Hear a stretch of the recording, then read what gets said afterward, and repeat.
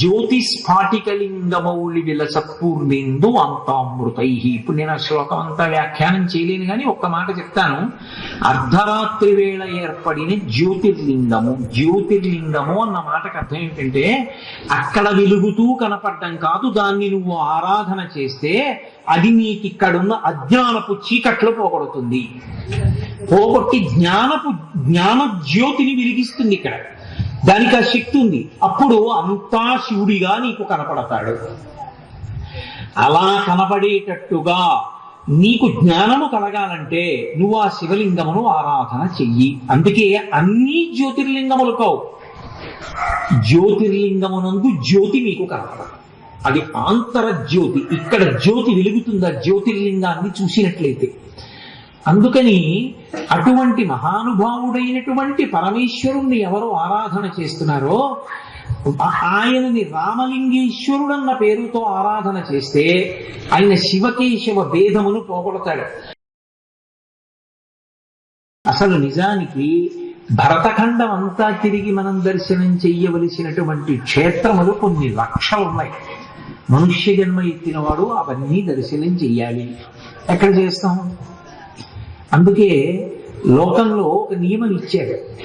నువ్వు అన్ని వెళ్ళలేకపోతే ఇంక నేను పెద్దవాడిని అయిపోతున్నాను, ఇంక నేను అన్ని తిరగలేను, అన్ని క్షేత్రాలకు వెళ్ళలేను, నేను సంపూర్ణ తీర్థయాత్ర చేసేస్తున్నాను అని అనుకున్న వాళ్ళు ఏం చేస్తారంటే ఒక పని చేస్తారు. కాశీ వెళ్ళి విశ్వేశ్వరుడికి అభిషేకం చేసి గంగ నీళ్లు పట్టుకుని రామేశ్వరం పెడతారు. అంటే కాశీ నుంచి గంగ తెచ్చి 3 ఏళ్ళు ఇంట్లో ఉండి రామేశ్వరం పెడితే కుదరదు. కాశీ వెళ్ళి గంగ పట్టుకుని రామేశ్వరం వెళ్ళిపోవాలి. వెళ్ళిపోయి రామేశ్వర క్షేత్రంలో ఆ గంగా జలాలతో రామేశ్వర లింగానికి అభిషేకం చెయ్యాలి. అక్కడ సముద్రం దగ్గర ఉన్నటువంటి ఇసుక తీసుకొని మళ్ళీ వెంటనే కాశీ వెళ్ళిపోవాలి. వెళ్ళిపోయి ఇక్కడ ఉన్న ఇసుక తీసుకెళ్లి సముద్రపు ఇసుక గంగా నదిలో కలపాలి. అలా గంగా నదిలో కలిపేస్తే ఇప్పుడు 2 మాటలు కాశీపట్టణ దర్శనం అవుతుంది, 1 మాట రామేశ్వర దర్శనం అవుతుంది. ఇందులో అందుకే కాశీ రామేశ్వరాలు అంటారు. ఈ పని ఎవరు చేశారో ఆ జీవుడి ఖాతాలో ఏమేస్తారంటే ఈ బ్రహ్మాండములో ఉన్న అన్ని తీర్థయాత్రలు ఆయన చేసేశాడు, అన్ని క్షేత్రముల యొక్క దర్శనము ఆయన పూర్తి చేశాడు అని వేస్తారు.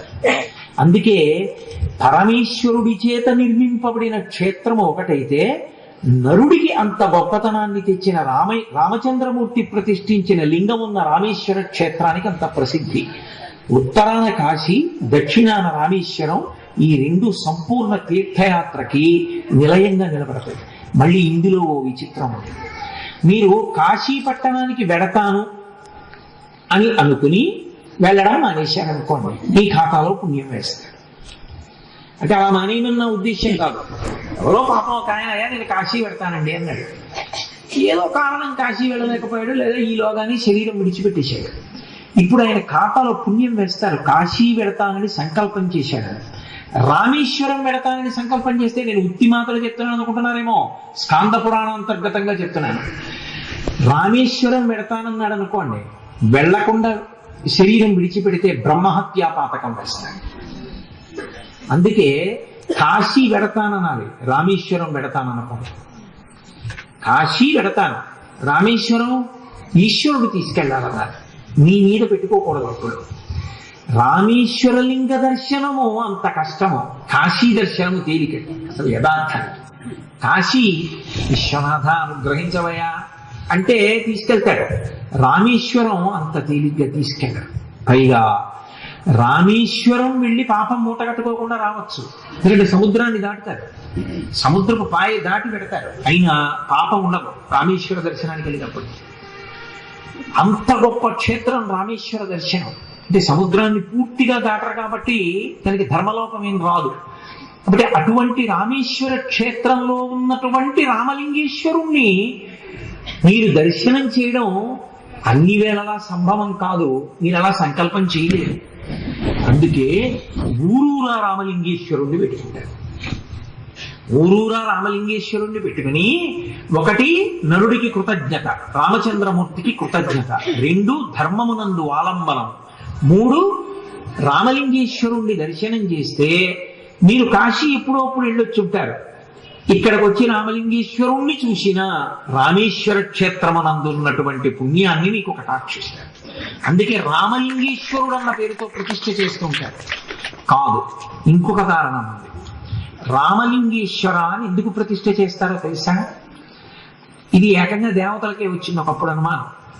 రామేశ్వరము రామలింగేశ్వరుడు ఈ మాటలకు అర్థమేమి అంటే వాళ్ళకు అనుమానం వచ్చింది. రామేశ్వరము అసలు ఈ సమాసం అన్నాడు ఎవడో. అంటే ఒక ఆయన అన్నాడు, కాదయా రామేశ్వరము అంటే రాముని యొక్క ఈశ్వరుడు, షష్ఠీ తత్పురుష సమాసం. రాముని యొక్క ఈశ్వరుడు అంటే రామచంద్రమూర్తి యొక్క ఈశ్వరుడు అంటే శివుడు గొప్పవాడు. అంటే కొంతమంది అన్నారు కాదు, లోకంలో అసలు శివకేశవులు ఇద్దరు దెబ్బలాడుకున్నారని ఎక్కడా ఉండదు, కానీ దెబ్బలాడుకునే వాళ్ళ సంఘాలు చాలా ఎక్కువ ఉంటాయి. అక్కర్లేని విషయం, తరించే మార్గం వదిలేస్తారు. అందులో కలియుగం కాదు, అలాంటి అల్లరికే ప్రాధాన్యత ఎక్కువ. ఏను కాలు కింద పడి చచ్చిపోగాని శివాలయంలోకి వెళ్ళొద్దని చెప్పే దుర్తులు ఎక్కువ. కాబట్టి ఇదే క్షేత్రం అంటే రామచంద్రమూర్తి యొక్క ఈశ్వరుడు, రామేశ్వరుడు, రామలింగేశ్వరుడు, షష్ఠీ తత్పురుషం. కొంతమందికి ఇష్టపడాలి. అదేమిటి రాముని యొక్క ఈశ్వరుడు అంటే శివుడు గొప్పవాడా? శివుణ్ణి అడుగుదాం పదండి అన్నారు. అంటే కైలాసానికి వెళ్ళాడు.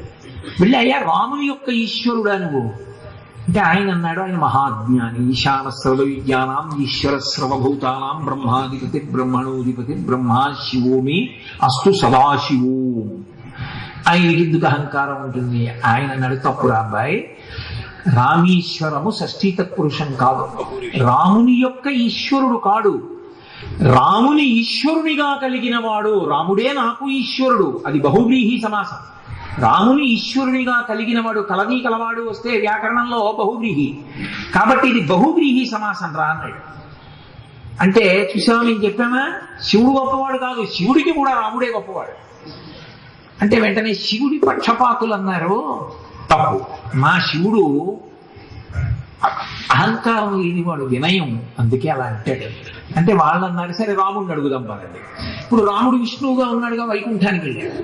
వెళ్ళి వైకుంఠంలో ఆయన అడిగారు, అయ్యా స్వామి, రామేశ్వరము రామలింగేశ్వరము బహువ్రీహి కదూ, రాముని ఈశ్వరుడిగా కలిగిన వాడు, నువ్వు ఈ శివుడికి ఈశ్వరుడివి అవునా అన్నాడు. అంటే ఆయన అన్నాడు, తప్పు, శివుడు అలా అంటాడు, అబద్ధం, ఆయనకి నిరాడంబరత్వం, అందుకని అలా అంటాడు. అసలు నిజానికి షష్ఠీ తత్పురుష సమాసమే నిజం. రాముని యొక్క ఈశ్వరుడు, శివుణ్ణే నేను ఆరాధిస్తానన్నాడు.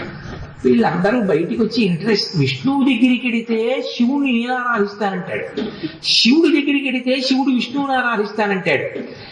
అసలు శివుడా విష్ణువా? ఎవరు ఎవరిని ఆరాధిస్తారు? ఎవరెవరికన్నా గొప్ప? వీళ్ళిద్దరూ చెప్పట్లేదు. ఇప్పుడు మూడో మనిషిని అడగాలి. ఆ మూడో మనిషి పనికి మాలిన వాడు, ఆటో వెనక అడ్వర్టైజ్మెంట్లు పెట్టుకుని ఈశ్వరుడు గురించి తిరిగేవాడిని అడిగితే వాడేం చెప్తాడు? అందుకని సరిగ్గా జ్ఞానం ఉన్నవాడిని అడగాలి. 4 ముఖములతో భగవంతుని యొక్క శబ్దాన్ని ఉచ్చరించేవాడు, 4 వేదములు చెప్పేవాడు, నాలుక మీద సరస్వతి ఉన్నవాడు, తామర పువ్వులు కూర్చునేవాడు, సృష్టి చేసినవాడు, చతుర్ముఖ బ్రహ్మగారు. ఆయన్ని అడుగుదాం, ఆయన చెప్తాడు. సరస్వతీపతి, వాణీపతి కాబట్టి హిరణ్య గర్భుడు. ఆయన దగ్గరికి వెళ్ళాడు, అయా రామేశ్వరము రామలింగేశ్వరము ఇది షష్ఠీ తత్పురుష సమాసమా బహువ్రీహి సమాసమా? రాముని యొక్క ఈశ్వరుడా, రాముని ఈశ్వరుడిగా కలిగినవాడా? ఏది నిజం? ఆయన అన్నాడు, ఓరి మీ జ్ఞానం మండిపోను, దీనికి సత్యలోకానికి వచ్చారా? ఇది బహువ్రీహి సమాసము కాదు, షష్ఠీ తత్పురుష సమాసము కాదు. రాముడే ఈశ్వరుడైనాడు, అయినాడు అని ఉంది కాబట్టి విశేషణ పూర్వపద కర్మధారయా సమాసం ఇది. కాబట్టి రాముడే ఈశ్వరుడైనాడు, రాముడొకడు ఈశ్వరుడొకడు కాడురా, రాముడే ఈశ్వరుడు, శివకేశముల మధ్య భేదము లేదు అని చెప్పిన క్షేత్రం ఏదుందో అది రామలింగేశ్వర క్షేత్రము, అది రామేశ్వర క్షేత్రము. కాబట్టి రోజు రామలింగేశ్వరుణ్ణి దర్శనం చేస్తే ఏమవుతుంది? శివకేశవుల మధ్య భేదము తొలగిపోతుంది. శివుడా విష్ణువా ఈ అల్లరు ఉండదు. హాయిగా ఒక పరమాత్మే కరచరణాదులతో కనబడితే విష్ణువు, ఆ పరమాత్మే కరచరణాదులు లేని అరూప రూపిగా ఉంటే మహానుభావుడు శివలింగం. అందుకు కదూ శ్రావణ మాసంలో అర్ధరాత్రి వేళ 12 గంటలకి కరచరణాదులతో కనపడినటువంటి నల్లని శరీరం ఉన్నవాడు నల్లని అజ్ఞానాన్ని పోగొడతాడు. శ్రీకృష్ణ పరమాత్మ శ్రావణ మాసం అష్టమి అర్ధరాత్రి పుట్టాడు. అక్కడి నుంచి 6 నెలలు లెక్క పెట్టండి. భాద్రపదము, ఆశ్వీజము, కార్తీకము, మార్గశీర్షము, పుష్యము, మాఘము. మళ్ళీ 6 నెలలు తిరిగేటప్పటికీ మాఘమాసంలో కృష్ణపక్షంలో చతుర్దశి నాటి అర్ధరాత్రి వేళ 12 గంటలకి కరచరణాదులు లేకుండా లింగస్వరూపంతో ఆవిర్భవించాడు మహాశివరాత్రి. అక్కడ కరచరణాదులు ఉన్నాయి, ఇక్కడ కరచరణాదులు లేవు. మరి ఏమంటే మాస శివరాత్రులు ఉన్నాయి కదా, ఇది మహాశివరాత్రి ఎందుకైంది మాఘమాసంలో అంటే, మాఘమాసంలో వచ్చినటువంటి చతుర్దశి నాటి అర్ధరాత్రి వేళ ఆవిర్భవించిన లింగం ఏదుందో అది జ్యోతిర్లింగము.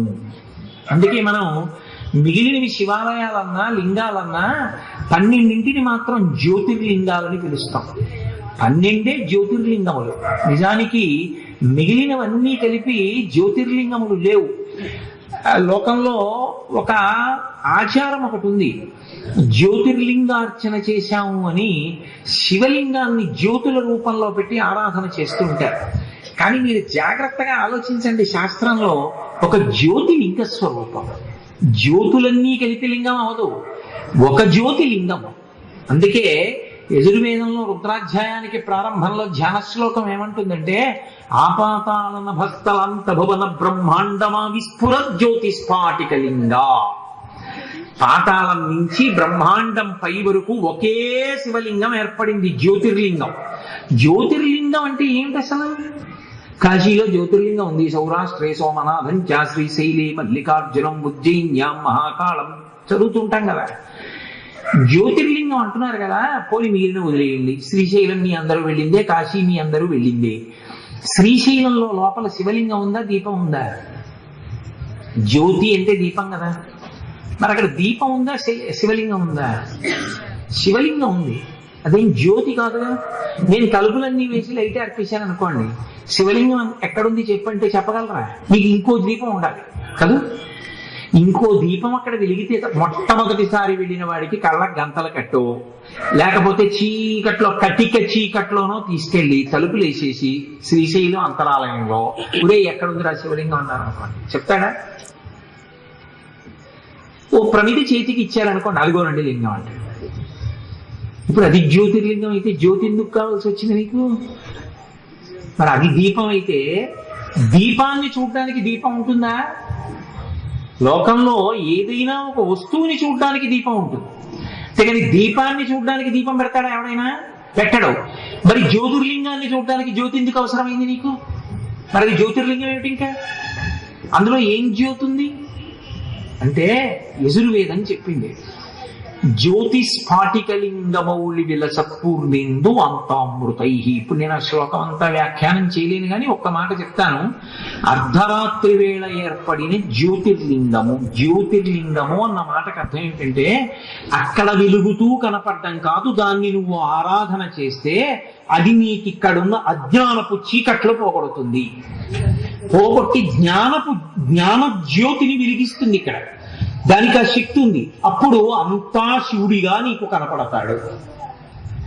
అలా కనపడేటట్టుగా నీకు జ్ఞానము కలగాలంటే నువ్వు ఆ శివలింగమును ఆరాధన చెయ్యి. అందుకే అన్ని జ్యోతిర్లింగములు కావు, జ్యోతిర్లింగమునందు జ్యోతి నీకు కనపడదు, అది ఆంతరజ్యోతి. ఇక్కడ జ్యోతి వెలుగుతుందా జ్యోతిర్లింగాన్ని చూసినట్లయితే.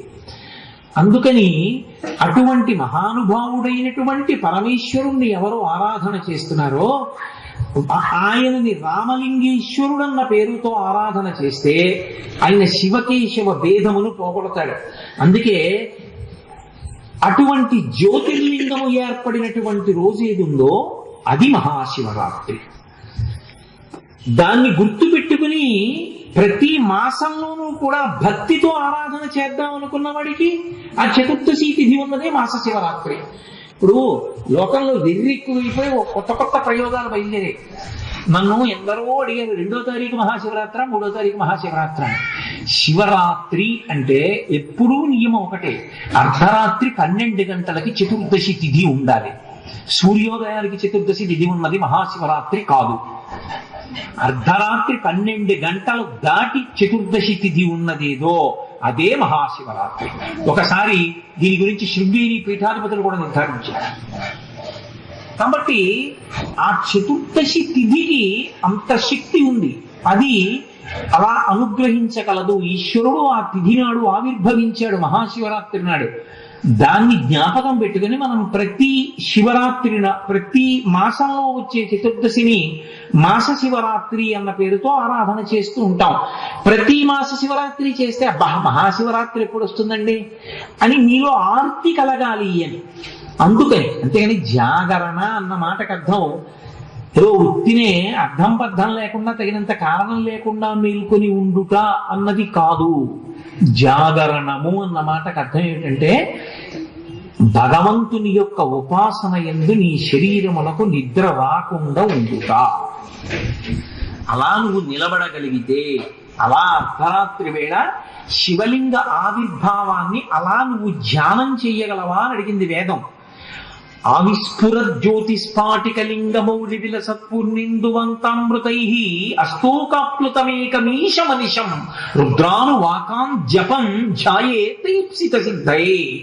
అదిగో అటువంటి వాడి గురించి నువ్వు జపం చేసినా, ధ్యాయే నువ్వు ధ్యానం చేసినా ఈప్సిత సిద్ధయే నీ కోరికలు తీరిపోతున్నాయి.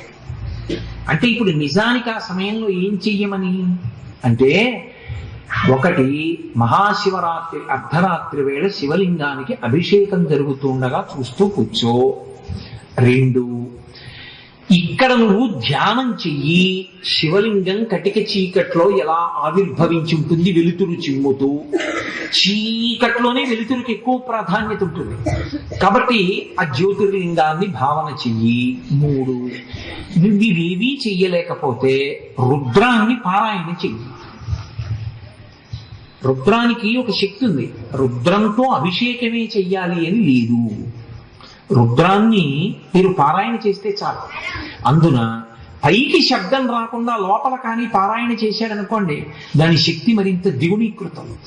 అర్ధరాత్రి 12 గంటల వేళ రుద్రాన్ని పారాయణ చేస్తూ కూర్చున్న వాడికి కూడా అంతే శక్తి. అంతకన్నా సులువు తీసుకురావడానికి, అంటే ఒక వయసు దాటిన తరువాత ఉండలేడేమో అని ఇంకొకటి సౌకర్యం ఇచ్చాడు.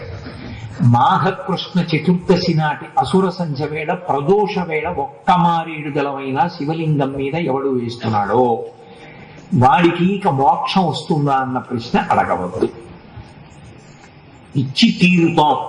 ఎందుకని అంటే ఆ మారేడు దళానికి ఆ శివలింగానికి ఉన్న శక్తి అటువంటిది, ఆ దేశకాలములు అటువంటివి. ప్రదోష వేళలో శివలింగం మీద ఎవరు వేస్తున్నారో మారేడు దళాన్ని వాడు మోక్షమునకు అధికారి అంతే. కాబట్టి నువ్వేమీ చెయ్యలేవు.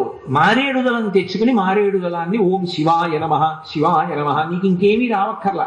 శివాయ నమః ఒక మారేడు దళం వేస్తుంటే చాలు, నీకు ఇచ్చేస్తారు. ఎలా ఇచ్చేస్తారండి? ఓ మారేడు దళం వేస్తే అయిపోతుందా? అలా ఎలా వస్తుంది అని మీకు అనుమానం రావచ్చు. ప్రత్యామ్నాయము అని లోకంలో ఒకటి ఉంటుంది. అన్నం తినకుండా మంచాన పడి ఉంటాడు ఒక ఆయన. డాక్టర్ గారు ఏం చేస్తారు? ఓ సెలైన్ బాటిల్ పెట్టి సూది పెట్టి ఎక్కిస్తాడు. వాడు బతికాడా చచ్చిపోయాడా? వాడు బతుకుంటాడు అన్నం తిన్నట్టే. అన్నం తినవాడు పండు తిన్నాడు, పండు తినని వాడు పాలు తాగాడు. బతికే ఉన్నాడా లేదా? మళ్ళీ అన్నం తినే వరకు అది పనికి వస్తుంది. అదేంటండి పాలు తాగితే ఎలా పనికి వస్తుందండి అంటే, పనికి వస్తుంది. ఒకప్పుడు అన్నం పెడితే వికటిస్తుంది, పాలు తాగితే బతుకుతాడు. పసిపిల్లాడికి అన్నం పెడతావా? పాలు ఇస్తే చాలు. ఒకప్పుడు కేవలం పాలే తాగుతానంటే దెబ్బతింటాడు. కొన్నాళ్ళు తాగి తర్వాత అన్నం తినాలి. ఒకప్పుడు ఉన్నది ఒకప్పుడు పనికి రాదు. అది దేశము కాలము అవస్థ బట్టి మారుతుంది. మహాశివరాత్రి వచ్చేటప్పటికీ మారేడు దళంతో చేసేటటువంటి పూజకి ఏ శక్తి ఇస్తారంటే, ప్రదోష వేళలో మీరు మారేడు దళం వేశారనుకోండి, నుయ్యి తవ్వించాడు. ఓ మారేడు దళం వేశారు, పెద్ద తటాకం తవ్వించాడు. ఓ మారేడు దళం వేశారు, శివాలయం కట్టేశాడు. ఇంకో మారేడు దళం వేశారు, ఓ 1000 మందికి ఉపనయనం చేయించాడు. ఇప్పుడు ఈ పుణ్యం అంతా ఏమవుతుంది? ఘనీభవించి జ్ఞానమునకు దారితీస్తుంది. అది ఎప్పుడు తీయాలి? ఏమో ఆఖరి ఊపిరి యందు ఈశ్వరుడు ఆ జ్ఞానం ఇచ్చి తనలో కలిపేసుకుంటాడు. అందుకే కనీసంలో కనీసం ప్రదోష వేళలో మారేడు దళాలతో పూజ చేయాలి. మహాశివరాత్రి పర్వం అంత గొప్ప పర్వదినం. అందుకని రామలింగేశ్వర క్షేత్రం, ఇటువంటి క్షేత్రంలో ఆరాధన చెయ్యగలిగితే అది ద్విగుణీకృత పుణ్యం, పరమేశ్వరుని యొక్క అనుగ్రహం విశేషంగా వర్షిస్తుంది. అందుకని రామలింగేశ్వర అని పెట్టుకుంటారు. సరే, ఇంక నేను రామలింగేశ్వర అన్న శబ్దం గురించి అక్కడితో వదిలేస్తాను. ఉమా సహిత రామలింగేశ్వర. ఉమా ఆవిడ ఒక ఆవిడే అన్ని. ఉమా కాత్యాయని గౌరీ కాళీ హైమవతీశ్వరి శివా భవాని రుద్రాణి అని కదా, ఇవన్నీ అమ్మవారి నామాలే. నామము అన్న మాట ఎక్కడొచ్చినా గుర్తు పెట్టడానికి పిలిచిన పేరు కాదు. భగవంతుడి విషయంలో గుర్తు పట్టడానికో వాళ్ళ నాన్నగారు బాలసారి చేసి పెట్టిన పేరు కాదు. బారసాల కాదు. బారసాల అంటే చాలా భారమైనటువంటి శాల, చాలా బరువు అయినటువంటి ఓ పాక. బాలసారే, బాలసారే అంటే బాలుడు, పిల్లవాడికి సారే అంటే కానుకిచ్చుట. అయ్యో కొత్తగా ఇంట్లో పిల్లాడు పుట్టాడని వాడికి తీసుకెళ్ళి ఓ పట్టుబట్టించి వాడికి ఉంగరం పెట్టి వాడికి కాస్త ఏదో ఓ వెండి మౌతాడు ఇచ్చి ఇలా బహుమానాలు ఇచ్చారనుకోండి, బాలుడికి పెట్టిన సారే. కాబట్టి బాలసారే, బాలసారే అని పిలుస్తారు కొత్తగా ఈ లోకంలో వచ్చిన వాడికి బంధువులు కానుకలు ఇచ్చే రోజు కాబట్టి. అంతేగాని భారసాల కాదు. తిరగేసి వీడు పుట్టాడు మా కర్మ 116 ఇవ్వాల్సి వచ్చిందని ఏడుస్తున్నాను అని చెప్తాను. నేను ఆఖరికి లోకంలో మనం ఏం చేస్తున్నామో అదే సత్యంగా పిలవడం వచ్చింది. అది విచిత్రం. కాబట్టి భారసాల కాదు, బాలసారే. అలా బాలసారం అనేది పేరు పెడతారు. అది ఎందుకు అంటే వాళ్ళు గుర్తుపట్టడానికి. ఇంతమంది ఉన్నారనుకోండి, వాళ్ళని ఎవరినో పిలవవలసి వస్తే అలా పిలవమన్న ఉద్దేశం కాదు. సభలో పిలవమండి పేరు పెట్టి పిలిస్తే వాడు ఓయ్ అంటుంటాడు. అలా ఈశ్వరుణ్ణి పిలవమని కాదు. ఈశ్వరుడికి పేర్లు ఎందుకు వస్తాయంటే అన్ని పేర్లు ఎవరో పెట్టారని మీరు భావన చేయకూడదు. అవి గౌణములు. గౌణములు అంటే భగవంతుని యొక్క గుణముల వలన పేరు వస్తుంది. అమ్మవారికి కూడా గుణము వలన పేరు వచ్చింది ఒక్కొక్కప్పుడు. అందుకే ఆవిడ ఏం గుణం ప్రకటించింది? ఉమా అంటే ఆమె తపస్సుకి బయలుదేరింది. పరమేశ్వరుణ్ణి భర్తగా చేసుకుంటాను. తల్లి మేనకాదేవి వచ్చింది, ఉమా వెళ్ళవద్దు. హిమవంతుడు వచ్చన్నాడు, ఉమా వెళ్ళవద్దు. దేనికి వెళ్ళవద్దు? సినిమాకో షికారుకో కాదు, పరమేశ్వరుణ్ణి భర్తగా చేసుకోవడానికి తపస్సు చేయడానికి వెళ్ళవద్దు. ఏం వాళ్ళకెందుకు కోపం? ఎందుకు వెళ్ళొద్దంటారు అంటే వాళ్ళకు భయం. ఏమిటా భయం? ఆవిడ పరమశివుడు తపస్సు చేస్తూ ఉంటే సేవ చేసింది ఇంతకుముందు. సేవ చేస్తే ఈవిడికి ఆయన్ని భర్తగా చేసుకుందాం అని ఉంది. నిజానికి ఆయన కూడా ఆవిడ్ని భార్యగా చేసుకుందామని తపస్సు చేశాడు. నిజ తపఫలాభ్యాం అన్నారు కూడా శంకరాచార్య వారు. మరి ఏమిటి అభ్యంతరం? మన్మధుడు బాణం వేశాడు. దానికంత కోపం ఎందుకు? దంపతుల మీద మన్మథ బాణం పడదు అంటే సృష్టి చేసిన నా మీద నా సృష్టిలో వచ్చిన వాడు బాణం వేయడం ఏంటి? తండ్రి కొడుక్కి పెళ్లి సంబంధం చూసి కోడల్ని ఇంటికి తెచ్చుకుంటే చాలా మర్యాదగా ఉంటుంది, చాలా అందంగా ఉంటుంది. అది తండ్రికి ఉన్నటువంటి హక్కు తప్ప కొడుకు తండ్రి దగ్గరికి వెళ్ళి అమ్మాయి నువ్వు ఎలా భరిస్తున్నావమ్మా అన్నాడు అనుకోండి, చాలా అసహ్యంగా ఉంటుంది. అది కుసంస్కారం. తండ్రి అమ్మ చేత ఎలా భరింపబడుతున్నాడని ప్రశ్న వేయడానికి అది నిన్ను కన్నది తండ్రి. అదే నువ్వు అడగవలసిన ప్రశ్న. అపసవ్యంగా ఉంటుంది. నా సృష్టిలో వాడు నా మీద బాణం వేయడం ఏమిటి? కామం కలగాలి, అసహ్యం కలది. మన్మధుడు ఆయన మీద బాణం వేసి కామం కల్పించడమా? హద్దు మీరాడు, కాల్చేసాడు. ఇప్పుడు కాముణ్ణి కాల్చిన వాణ్ణి భర్తగా చేసుకుంటానని తపస్సేం నీకు? కాబట్టి వద్దమ్మా, చాలా కష్టం, అలాంటివన్నీ లొంగ తీసుకోలేదు, వెళ్ళదు. కాబట్టి ఉమా వెళ్ళొద్దన్నారు. ఆవిడ వెళ్ళకపోతే ఏమై ఉండేది? మనం ఎవరం ఉన్నాం. కారణం ఏమి? తండ్రి లేకుండా లోకం ఎక్కడి నుంచి వస్తుంది? జగతపితరౌ వందే పార్వతీ పరమేశ్వరో. ప్రకృతి పురుషుడు కలిసి ఉండాలి. కలిసి ఉంటేనే సంతానోత్పత్తి. ఈ లోకములన్నీ పుట్టాలంటే వాళ్ళిద్దరూ తల్లిదండ్రులుగా ఉండాలి. మరి ఇప్పుడు తండ్రిని తెచ్చి పక్కన కూర్చోబెట్టుకోవాలి ఆవిడ. తండ్రి అంటే మన తండ్రిని. ఆయన చేత తాళి కట్టించుకోవాలి. ఆయన ఇష్టపడి తాళి కట్టి కామేశ్వరుడై పక్కన వచ్చి కూర్చుని అమ్మవారిని సంతోషంగా చూస్తే తప్ప జగత్తు ఉత్పత్తి కాదు. ఇప్పుడు ఆవిడ ఉమా అంటే తపస్సుకి వెళ్ళవద్దు, ఆవిడ ఎందుకు వెళతాను. పెంకితనానికా హఠానికా కాదు, రెండు కారణాల కంటే. ఏమిటా రెండు కారణాలంటే, నేను ఎంతమందికైనా కూతురుగా వస్తాను. ఒకప్పుడు దక్షుడికి వచ్చాను దాక్షాయిని, ఒకప్పుడు భృగు మహర్షికి వచ్చాను భార్గవి, ఒకప్పుడు అదిగో ఆ దక్షిణ భారతదేశంలో ఆ మలయ శబ్దం చేత పిలవబడేటటువంటి మధురా నగరాన్ని పరిపాలించినటువంటి రాజుకి కుమార్తెగా వచ్చింది మీనాక్షి. అలాగే ఒకనకొకప్పుడు హిమవంతునికి కుమార్తెగా వచ్చింది హిమగిరి తనయే హేమలతే. కాబట్టి హిమగిరి యొక్క కుమార్తె అయిన హేమలత బంగారు తీగ, అటువంటి కుమార్తెగా వచ్చింది కాబట్టి హైమవతి. ఎంతమందికైనా కూతురవుతుంది, భార్య మాత్రం ఒక్క పరమేశ్వరుడికి. అది ఆవిడ పాతివ్రత్యం. భర్త ఒక్కడే, అసలు ఇంకొక మాట అనడానికి వీల్లేదు ఎవడో. ఆయన ఒక్కడే పతి. ఆమె వంక ఆడదానిగా చూసే అధికారము పరమేశ్వరునికి ఒక్కనికే. అందుకే ఆమెను కామముతో చూసేవాడెవరు అంటే శివుడు ఒక్కడే. అందుకే ఆవిడ శివకామ సుందరి. మనందరికీ అఖిలాండీశ్వరి, మనకందరికీ జగన్మాత. ఆమె మన అమ్మ అంటే. అలా కాకుండా నేను పురుషుణ్ణి అని ఎవరైనా నిలబడ్డాడో, శివే శృంగారార్ధ్ర తదితరజనే కుత్సనపర, నేను పురుషుణ్ణని అమ్మవారి దగ్గరికి వెళ్ళి నిలబడే వాటి పట్ల అమ్మవారి కన్ను ఎర్రబడుతుంది అన్నారు శంకరాచార్య వారు. ఆవిడ అమ్మ దగ్గర ఇంకొకలా చూడకూడదు. అమ్మే అంతే. పాలు పొంగితే నీళ్లు చల్లితే లోపలికి వెళ్ళిపోవాలి గిన్నెలోకి, అది దాని ధర్మం. అమ్మ అంటే కామం వెనక్కి వెళ్ళిపోవాలంతే. అటువంటి జగదంబ మనకి. ఆమె లోకములకు తల్లి గుర్తు చేస్తుంది ఉమా అన్న శబ్దంతో. రెండవది, ఆమె లేని నాడు సృష్టి లేదు. ఆమె పరమేశ్వరుణ్ణి పొందింది కాబట్టి భర్తగా మనందరం ఉన్నాం. మనం మళ్ళీ పరమేశ్వరుణ్ణి చేరుకోవడానికి ఆవిడే మార్గం. అందుకే ఉమా అన్న శబ్దం ఎక్కడున్నా ఇన్ని విషయాలను ఆవిడ సూచిస్తుంది. మహాపతివ్రత. పెళ్లి కాని వాళ్ళకి పెళ్ళవుతుంది ఉమా శబ్దం. ఎందుకంటే ఆవిడ పెళ్లి కోసం బయలుదేరినప్పుడే ఉమా శబ్దం వాడబడింది. అందుకే ఎక్కడ ఉమాదేవతారాధన జరుగుతుందో అక్కడ పెళ్లిళ్ళు అవుతాయి. ఆవిడ లోకములను కన్న తల్లి.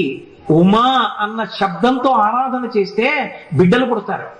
ఉమా అన్న శబ్దంతో ఆరాధన చేస్తే జ్ఞానము కలిగి తండ్రిలో కలిసిపోతారు. ఉమా అన్న శబ్దంతో పిలిస్తే జగత్తునంతటిని ఆవిడ రక్షిస్తుంది మీనాక్షి. ఆవిడ చూపులతో కాపాడుతుంది. అందుకే పూర్వం ప్రతి 5 కుటుంబాలలోనూ ఒక కుటుంబంలో ఆడపిల్లకి ఉమాదేవి అని పేరుండేది. నాకు బాగా గుర్తు, నా చిన్నతనంలో కూడా పెద్ద ఉమ, చిన్న ఉమ, బుల్లి ఉమ ఇంతమందిని అనేవారు. కారణం ఏంటంటే అందరిళ్లలోనూ ఉమాదేవి ఉండేవారు. ఉమాదేవి లేని ఇల్లు ఎక్కడా ఉండేది కాదు. ఎందుకంటే ఉమా అన్న శబ్దం చాలు. అసలు ఇంట్లో ఉమా ఉమా అని పిలుస్తూ ఉంటే అమ్మవారు విశేషమైనటువంటి ప్రసన్నురాలవుతుంది. ఆ ఇంట అన్ని సమకూడుతాయి. అటువంటి తల్లి, అటువంటి పేరున్న అమ్మ ఉమాదేవి. ఇప్పుడు ఉమాసహిత రామలింగేశ్వరుడు ఎంత గొప్ప క్షేత్రం ఇది.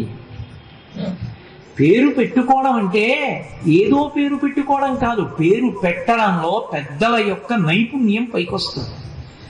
ఎంత గొప్ప పేరు ఇచ్చారో చూడండి, ఉమాసహిత రామలింగేశ్వర స్వామి. ఇప్పుడు ఆ తల్లి ముందుకెళ్ళి ఆ భావనతో నిలబడ్డాడనుకోండి, ఇన్ని మాటలు నిలబడాలి, ఇన్ని మాటలు నమస్కారం చేస్తే ఆవిడ అనుగ్రహం కలుగుతుంది. అంటే శంకరాచార్యులు వారు అన్నారు, ఆ శబ్దము యొక్క అర్థము ఎవడికి తెలిసిందో, ఆ అనుబంధము ఎవడు పెంచుకున్నాడో, ఎవడు ఆభక్తితో నిలబడగలడో వాడు ఎన్నో మార్లు పిలవక్కర్లేదు, ఎన్నో మార్లు నమస్కరించక్కర్లేదు. సకృన్నత్వా నత్వా. సకృత్ అంటే ఒక్కసారి అటువంటి వాడు తెలిసి నమస్కరిస్తే అంతే, వాడు పండిపోయినట్టు. ఉమా శబ్దానికి ఉన్న గొప్పతనం, నీకు ఉమా అన్న మాటకు అర్థం తెలిసి ఒకేసారి నమస్కరించారనుకోండి పరమ భక్తితో. ఇప్పుడు నేను మీకు చెప్తుండగా మన దేవాలయంలో ఉన్న అమ్మవారు ఇంత గొప్పదా అన్న భావనతో మీరు సంతోషంతో ఇలా అనుకున్నారనుకోండి చాలని. అందుకే శంకరులు అభయం ఇచ్చారు లోకానికి, సకృన్నత్వా నత్వా అని. ఒకసారి నమస్కరిస్తే ఆవిడ అనుగ్రహించేస్తారు. అంటే అంత బహుప్రసన్నురాలు. అనుగ్రహము అంటే ఎలా ఇస్తుంది, ఎలా తెలుస్తుంది అనుగ్రహించిందని? అంటే తల్లిది మీనదీక్ష ఆవిడ అనుగ్రహించడము అంటే నీకు తెలియక్కర్లేదు, ఆవిడ చూస్తుంది ఒక్కసారి. మీరు చూడండి, లోకంలో ఎదురుగుండా నిలబడిన వాళ్ళు చాలా మంది ఉన్నారనుకోండి, వాళ్ళ వంక చూశామా అంటే చూస్తాం, చూడలేదా అంటే చూడం. ఎందుకని అంతమంది నిలబడి ఉన్నారనుకోండి, నేను ఇలా మధ్యలోంచి వెళ్ళిపోయాను అనుకోండి, నాకు వాళ్ళ వంక చూసే అవకాశం ఉంటుందా? ఉండదు. అందుకే ఉమాదేవి అన్న పేరుంటే ఒక లక్షణం ఉంటుంది. ఏమిటుంటుందో తెలుసా అండి? ప్రణిపాత మనకు అనుగ్రహిస్తుంది. అందుకే రామాయణంలో సుందరకాండలో మహర్షి ఒక రహస్యం చెప్తారు.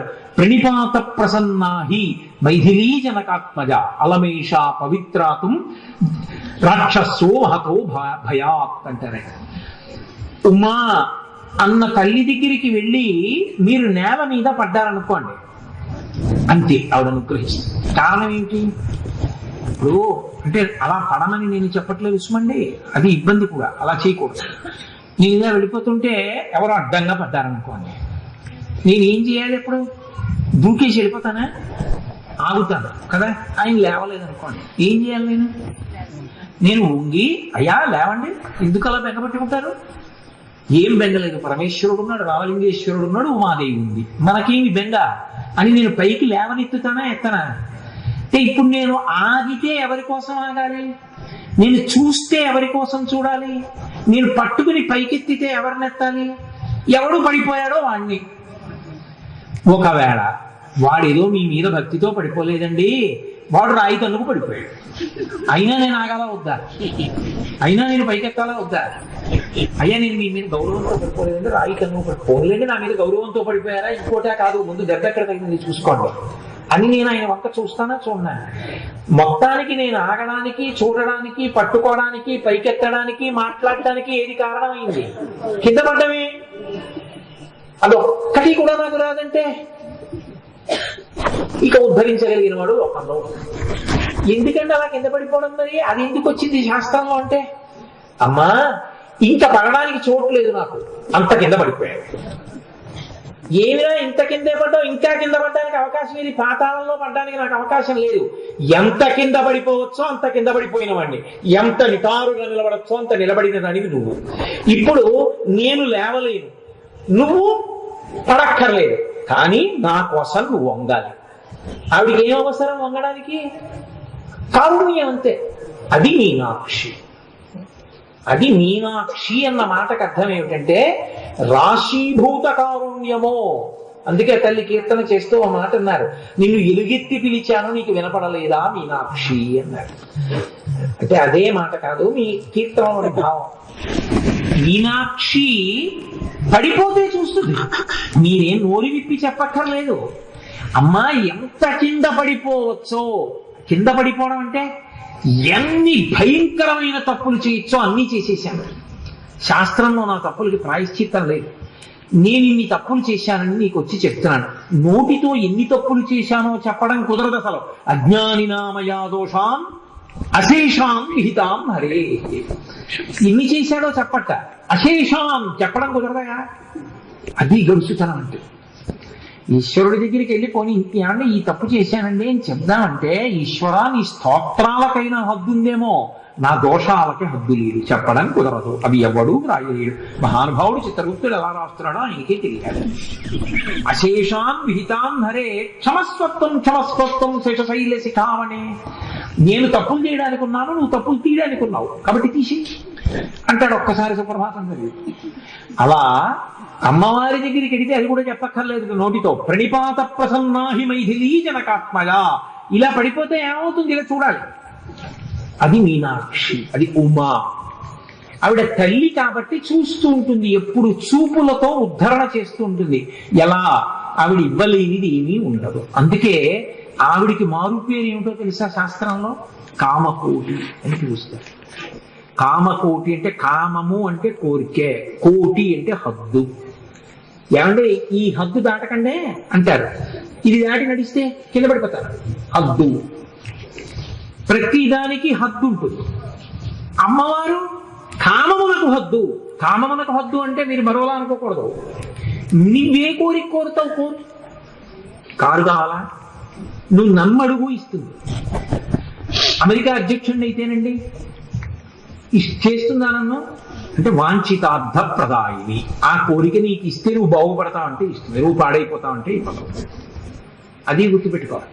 ఏమండి మీరు అలా అన్నారు, నేను అడిగాను నాకు ఇవ్వలేదు ఏమండి అంటే, చిన్నపిల్లాడు 3 మాటలు నువ్వులు గుండు వేసుకుని అన్నం తింటానంటే అమ్మ పెట్టదు, అయిపోయిందిరా అని డబ్బా దాచేస్తుంది. ఏ కోపమా?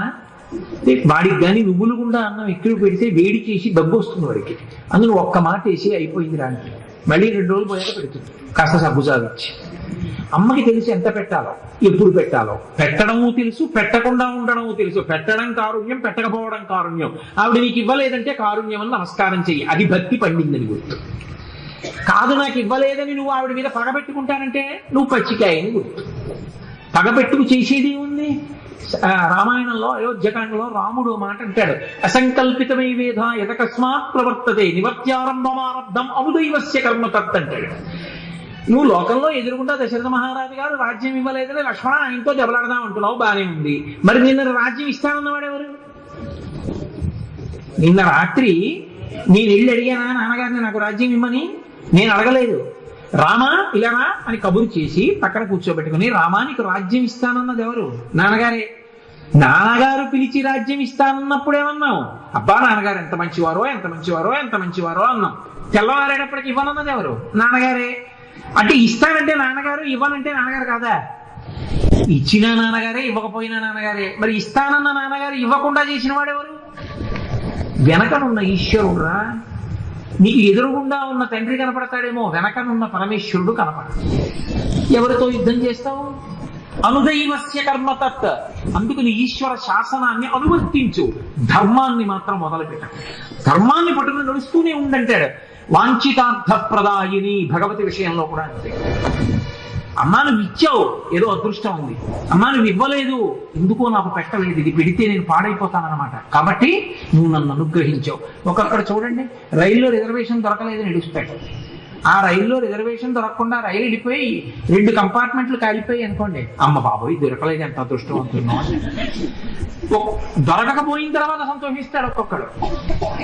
నాకు హైదరాబాద్ లో మందనం, హైదరాబాద్ కాదు చిత్తూరులో, వారి గురించే నేను ఇప్పుడు దాకా గోపాలకృష్ణ గారితో కారులో మాట్లాడుతూ వస్తున్నా. పేరు చెప్పడం బాగున్నది కానీ ఆయన నాతో మాట అన్నారు, నేను ఫలానా వాడితో కలిసి ఓ ఫ్యాక్టరీ నడిపానండి, వాడు నా షేర్ క్యాపిటల్ ఇచ్చి బలవంతంగా బయటికి నెట్టేశాడు, అయ్యో చూడరా ఎలా అన్యాయం చేశాడు అని వచ్చేసాను, కానీ వాడు ఆ తర్వాత అన్యాయమైన వ్యాపారం చేశాడు నేను వద్దంటానని ఆ తర్వాత వాడిని పట్టుకుని జైల్లో పెట్టారు. వాడు ఇప్పుడు 12 ఏళ్లు కారాగార శిక్ష పడి బయటికి రాలేదు. అందులో నేను కానీ ఉండుంటే నన్ను కూడా లోపల పెట్టేద్దరు. చూశారా పంపించేసినప్పుడు బయటికి రావడం ఎంత మంచిదేందో, పరమేశ్వర అనుగ్రహం అంటే ఇలా ఉంటుంది కాబోలు అన్నాడు. నేను అప్పుడు అనుకున్నాను వాంఛితార్థ ప్రదాయి. కాబట్టి ఇవ్వకపోవడంలో అమ్మవారి అనుగ్రహం ఉంటుంది, ఇవ్వడంలో అమ్మవారి అనుగ్రహం ఉంటుంది. ఒక్కొక్క నాడు అలా ఉంటుంది. అది తెలుసుకోగలిగితే భక్తి పండింది అంటారు. కాబట్టి ఆ తల్లి ఉమా. కాబట్టి ఇప్పుడు ఉమారామలింగేశ్వరుల దేవాలయము ఎంత గొప్ప దేవాలయంలో మీరున్నట్టు, ఎంత గొప్ప దేవాలయం స్వర్ణోత్సవాన్ని జరుపుకుంటున్నట్టు. స్వర్ణోత్సవం ఏమి? అసలు శివాలయం కాలముతో నియమనం లేకుండా అలా ఎప్పటికీ ఉంటుందంతే. వాళ్ళిద్దరూ ఆది దంపతులు. వాళ్ళు ఇవాళ ఉండడం రేపు ఉండకపోవడం, లేకపోతే అంతకు ముందు బలానాప్పుడు లేకపోవడం, ఇవాళ ఉండడం అలా ఏం ఉండదు. అందుకే శంకరాచార్యులు వారు స్తోత్రం చేస్తూ ఒక మాట అంటారు, నమశివాభ్యాం నవ యవ్వనాభ్యాం పరస్పరాశ్లిష్ట వపుద్ధరాభ్యాం నగేంద్ర కన్యా వృషకేతనాభ్యాం నమో నమశంకర పార్వతీభ్యాం. నేను పార్వతీ పరమేశ్వరులకు నమస్కరించుచున్నాను. దాన్ని ఆయన ఉమామహేశ్వర స్తవం అని పిలిచారు. అందులో కూడా ఆయన ఉమా అన్న పేరే వాడారు. శంకరాచార్యుల వారు ఎక్కువగా అమ్మవారిని పిలిచిన పేర్లలో ఒక పేరు ఉమా, రెండవది శివి. ఈ 2 ఎక్కువ పిలుస్తారు. అందులో ఉమామహేశ్వర స్తవం అంటూ ప్రారంభం చేసి అందులో వాడారు ఆయన ఈ శ్లోకాన్ని. మొదటి శ్లోకంగా వాడారు, నమశివాభ్యాం నవ యవ్వనాభ్యాం.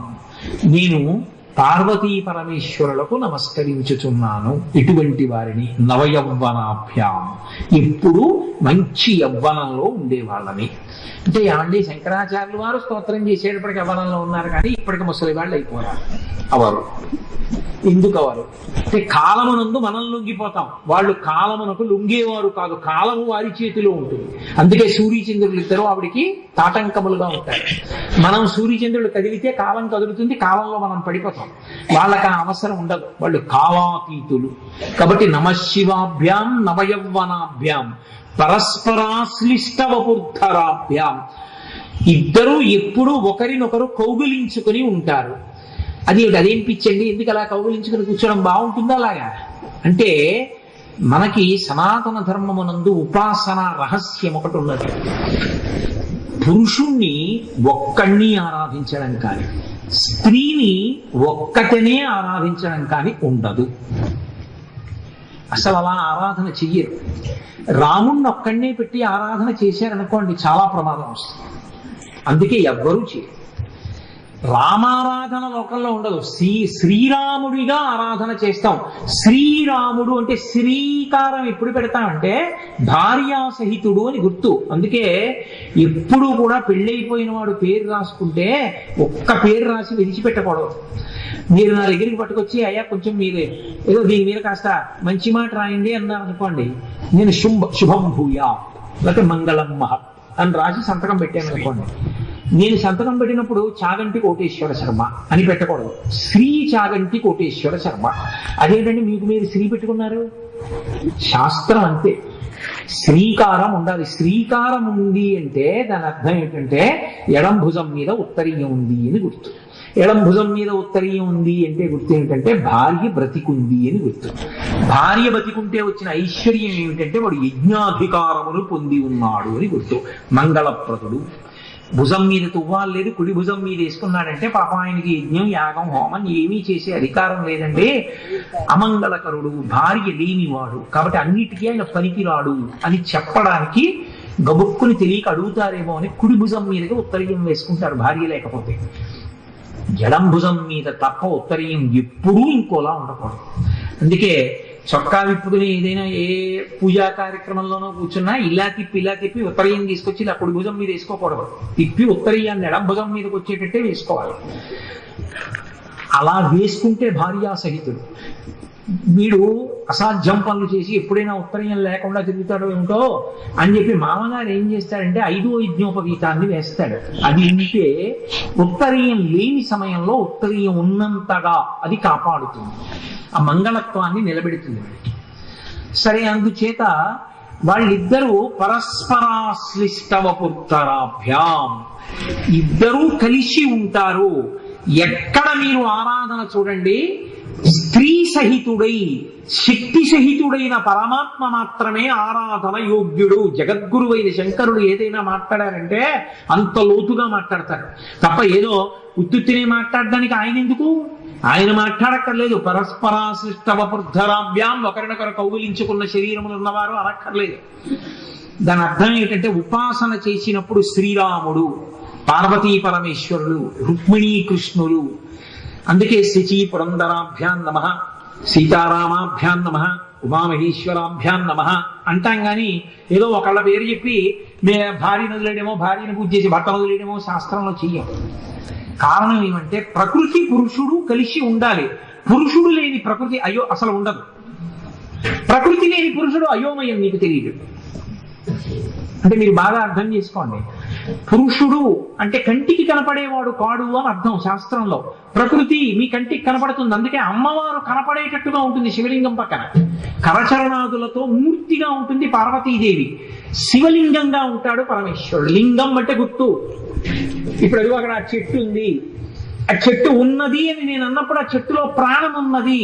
ఆ ప్రాణము నీకు కనపడదు, కానీ రేపొద్దున్న వేసిన మారాకు నీకు కనపడుతుంది, అది పూసిన పువ్వు నీకు కనపడుతుంది, దాని కాయ నీకు అనుభవంలోకి వస్తుంది, కానీ దానికి కారణమైన చైతన్యము నీకు కనపడదు. కానీ లోపల చైతన్యము లేకపోతే పైన చెట్టు లేదు. కాబట్టి పురుషుడు లేనటువంటి ప్రకృతి ఉండనే ఉండదు. ప్రకృతి లేని పురుషుడు అయోమయం, నీకు అర్థం కాడు. ఆ చెట్టు లేకుండా అక్కడ చైతన్యం ఉంది అని నేను అన్నాను అనుకోండి, మీకు ఏమైనా తెలుస్తుందా? మీకు తెలియదు. చైతన్యం ఉన్నది అని గుర్తుపట్టడానికి ప్రకృతి వికారం అక్కడ ఉండాలి. ఏదో ఒకటి చెట్టో, ఓ మొక్కో, ఏదో ఒకటి ఉందనుకోండి, ఓ మనుష్య శరీరమో, ఓ కుక్కో, ఓ పిల్లో పరిగెడుతోంది అనుకోండి, అదిగోనండి చైతన్యం ఉంది పరిగెడుతోంది అంటారు. కాబట్టి అసలు నిజానికి పురుషుడు లేని ప్రకృతి విలువ లేదు, గౌరవం లేదు. అందుకే భర్త లేని స్త్రీ అమంగళకరడానికి కారణం అదే. కాబట్టి స్త్రీ పురుషులిద్దరూ కలిసి ఉంటేనే ప్రకృతి పురుషుడు వర్ధిల్లడం. లోకము వర్ధిల్లుతోంది, వాళ్ళిద్దరూ కలిసే ఉంటారు. ప్రకృతి పురుషులుగా పార్వతీ పరమేశ్వరులు ప్రతిదాని యందు కలిసి ఉన్నారు. ఆ శివం, శివ శబ్దంలో శివ కలిసిపోతుంది. రమ, రామ, త్యాగరాజస్వామి కీర్తన ఉంది. రమ అన చపలాక్షుల పేరు, రామాయణ ఏదో పురుష పరబ్రహ్మమునకు పేరు అని ఉంది కదమ్మా. రమ రామ అంటే ఇద్దరు ప్రకృతి పురుషులు. అలాగే శివ శివ పార్వతీ పరమేశ్వరుడు ప్రకృతి పురుషులు, ఇద్దరు కలిసి ఉంటారు. ఆ కలిసి ఉన్న స్వరూపాన్ని ఆరాధన చెయ్యాలి తప్ప పక్కన అమ్మవారు లేని ఏ మూర్తి ఉపాసనకు యోగ్యము కాదు. అలా చేస్తే బయట అది ఎంత అమంగళకరమో నీ ఇంట పూజ అంతే అమంగళకరం. అది తలకట్టు దీపం లాంటిది. తలకట్టు దీపం ఎప్పుడు పెడతారు? అంతే ఆ పూజ. నేను శాస్త్రం మాట్లాడుతున్నాను, అందుకే నాకు భయం లేదు. అమ్మవారు పక్కన ఉన్న మూర్తికి పూజ తప్ప సింహాసనంలో, అమ్మవారు పక్కన లేని మూర్తికి సింహాసనంలో పూజ లేదు. అమ్మవారు ఉండి తీరాలి. అందుకే కళ్యాణం చెప్తే అమ్మవారి వైపు నుంచి కళ్యాణం, అయ్యవారి వైపు నుంచి కళ్యాణం చెప్పం. సీతా కళ్యాణం, రుక్మిణీ కళ్యాణం, పార్వతీ కళ్యాణం, పద్మావతి కళ్యాణం, అంతేగాని శివ కళ్యాణం, రామ కళ్యాణం, కృష్ణ కళ్యాణం అందరూ. జీవుడు బ్రహ్మమును పొందుతాడు, భార్య భర్తని పొందుతుంది. కాబట్టి జీవుడు బ్రహ్మముతో కలిసిపోయి తత్ తమ్ అసి, తత్తమసి పూర్ణమైపోతుంది. పూర్ణమద పూర్ణమిదం పూర్ణాత్ పూర్ణముదచ్యతే పూర్ణస్య పూర్ణమాదాయ పూర్ణమేవావశిష్యతే. అప్పుడు తత్వమసి మహావాక్యం అవుతుంది. అందుకని ఇలా చిన్ముద్ర పడదు. ఆ తత్వమసి మహావాక్యం అవ్వాలి అంటే జీవుడు బ్రహ్మమును పొందాలి. జీవుడు బ్రహ్మమును పొందడం అన్నది కళ్యాణం, అది వివాహం కాదు. వివాహం అయితే ఒక్కసారి, ఇంకో మాట అవ్వాలని కోరుకోకూడదు. పునః వివాహ సిద్ధిరస్తూ నక్షత్రం వేయకూడదు. వెళ్ళి పునః పెళ్లిళ్ళు ఉండాలని కోరుకోకూడదు. ఒక్కటే పెళ్లి జీవితంలో. కళ్యాణం గంటకి చేయొచ్చు. పొద్దున్న కళ్యాణం చేయొచ్చు, సాయంకాలం కళ్యాణం చేయొచ్చు.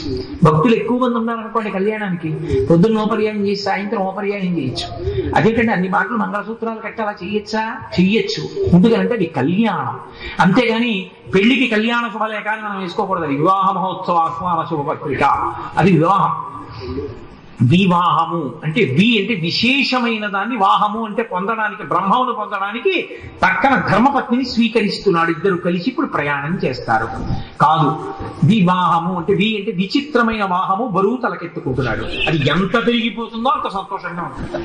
ఆవిడ వచ్చింది అంత సంతోషం, పిల్లలు పుట్టారు అంత సంతోషం, లోన్లు పెట్టినప్పుడు, ఫీజులు కట్టినప్పుడు, పెళ్లిళ్ళు చేసినప్పుడు, దూరంగా విడిపోయి బెంగెట్టుకున్నప్పుడు తెలుస్తుంది దాని బరువు ఏంటి. కాబట్టి కానీ ఈ బరువు ప్రతివాడు ఎత్తుకుంటాడు. ఎత్తుకోని వాడు ఎవరైనా ఉంటే అందరూ కలిపి పిల్లని చూసి వాడికి ఎత్తేస్తాడు. ఎత్తేసి అమ్మాయ్యా ఇప్పుడు నువ్వు మాలో చేరావని నక్షత్రం వేసేస్తాడు. కాబట్టి వివాహం ఈశ్వరుడు చేసుకుంటే వివాహం కాదు, కళ్యాణము, జీవ బ్రహ్మైక్య సిద్ధి. అందుకని కలిసి ఉంటారు ప్రకృతి పురుషులు. నేను నా నోటితో అమంగళకరంగా చెప్పక్కర్లేదు. అలా లేరనుకోండి, అప్పుడు దాన్ని శివం అనరు, శివ శివ అని పిలవరు. అప్పుడు ఏం చేస్తారంటే షీ గుణించి ఉండదు. అంటే గుణించడం అంటే షా గుణిస్తే షీ కదూ, పైకి లేస్తుంది కొమ్ము, షా అవుతుంది. ప్రకృతి ఒకటే ఉండి పురుషుడు లేడనుకోండి, అది అంతర్ధానం అయిపోతుందని గుర్తు. అప్పుడు దాని శబ్దం మారిపోతుంది. శివ ఉండదు, షీ స్థానంలోకి షా వస్తుంది. వచ్చిందంటే అది ఇక నువ్వు ఉంచినా ఉండదు, అది కలిసిపోతుంది అని. శివ అది వర్ధిల్లుతుంది, పెరుగుతుంది. ఎప్పుడు శివ శివాతో కలిసి ఉంటే వర్ధిల్లుతుంది. శివ పక్కన శివ లేకపోతే వర్ధిల్లడం కనపడదు. శివ శివతో కలిసి ఉండకపోతే మంగళకరము కాదు. అందుకే ఉపాసన యందు ఇద్దరిని కలిపే ఉంచాలి తప్ప ఒకరు లేని మూర్తిని తీసుకొచ్చి పెట్టి పూజలు చేస్తానంటే లోకానికి క్షామం వస్తుంది. నీకు మంచిది కాదు, దేశానికి మంచిది కాదు. అది లేదు ఆరాధన. శంకరాచార్యుల వారు అప్పుడు చేశారు హెచ్చరిక. అందుకే పరాశర భట్టర్లు కూడా శ్రీగుణరత్న కోసం చేస్తూ అనుకల తనుకాండాలింగనారంభ శుంభ ప్రతిదిశ భుజ శాఖ శ్రీసఖానోకహర్ది స్తననయన గుడుచ్ఛస్పార పుష్పద్విరేఫ రచయితుమై లక్ష్మీ కల్పవల్లి కటాక్షాన్ అంటారు. గాఢాలింగనం చేసుకున్న లక్ష్మీదేవి విష్ణుమూర్తిని కౌగిలించుకుని ఉండగా నేను ఆరాధిస్తున్నాను. అలాగే పార్వతీదేవి కౌగిలించుకుని ఉండగా, అంటే ఒకరితో ఒకరు పెనవేసుకుని ఉండగా, అదిగో ఆ చెట్టులో ఉన్న ప్రాణము పెనవేసుకుని ఉండగా, అది పరస్పరాశ్లిష్టవపుర్ధరాభ్యాం నగేంద్ర కన్యా వృషకేతనాభ్యాం. నగేంద్ర కన్యా పర్వతరాజపుత్రి ఉమా, వృషకేతనాభ్యాం ఆయన యొక్క జెండా మీద వృషభము ఎద్దు గుర్తుగా ఉంటుంది. ఆయన ఎద్దు ఎక్కి తిరుగుతాడు. ఏమాయన కర్మ. ఓ కారు ఇచ్చేవాడు లేడా ఆయనకి? ఓ సైకిల్ ఇచ్చేవాడు లేడా? వృషభము అంటే కేవలము ఎద్దు కాదు, వృషభము అన్న మాట కదా. వృష శబ్దాన్ని అమరకోశంలో మీరు పరిశీలన చేస్తే ధర్మం. అందుకే వృషాద్రి అని ఒక కొండ. వృషాద్రి అంటే ఆ కొండ ఎక్కాడు, ధర్మాన్ని పట్టుకోవడం నేర్చుకున్నాడు ఈశ్వరానుగ్రహంతో అని. కాబట్టి వృషకేతనాభ్యాం ధర్మము గుర్తుగా కలవాడు. ఆయన పాదములు పట్టుకుంటే ఏమొస్తుంది? ధార్మికంగా బతకడం అలవాటు అవుతుంది. అటువంటి పార్వతీ పరమేశ్వరులకు నేను నమస్కరించుచున్నాను. వాళ్ళిద్దరూ అనుగ్రహమూర్తులు. ఉమారామలింగేశ్వర శబ్ద ప్రయోగం జరిగితే వారు ఎంత అనుగ్రహమూర్తులు అంటే సరసోత్సవాభ్యాం. వాళ్ళకి మీరు కష్టమైన ఉత్సవములు చెయ్యక్కర్లేదు. చాలా తేలిక ఉత్సవాలకి వాళ్ళు బహుప్రసన్నులవుతారు. అందుకే ప్రపంచంలో చాలా చిన్నదానితో చాలా విశేష ఫలితాన్ని ఇచ్చేటటువంటి స్వరూపం శివస్వరూపం అవుతుంది. బోళాశంకరుడు అంటారు. బోళాశంకరుడు అంటే దాని అర్థం మీరు వెళ్ళి పొగిడేస్తే పిచ్చేళ్లే పొంగిపోయి మీకు చేసేస్తాడనుకోకూడదు, తప్పది. ఆయన సర్వజ్ఞుడు. ఆయనకి తెలియందేం లేదు. అలా పొగిడితే లొంగిపోయేవాడు అయితే లోకంలో అసలు నరకానికి వెళ్ళేవాడు ఉండడు. బోళాశంకరుడు అంటే అది కాదు. మీరు భక్తితో చేసిన చిన్న ఉత్సవాన్ని కూడా చాలా పెద్దదిగా స్వీకరించి మిమ్మల్ని అనుగ్రహిస్తాడు. అందుకే సరసోత్సవాభ్యాం అన్న మాట దృష్టిలో పెట్టుకుని దూర్జుడి కాళహస్తీశ్వర శతకంలో పద్యం చేశాడు.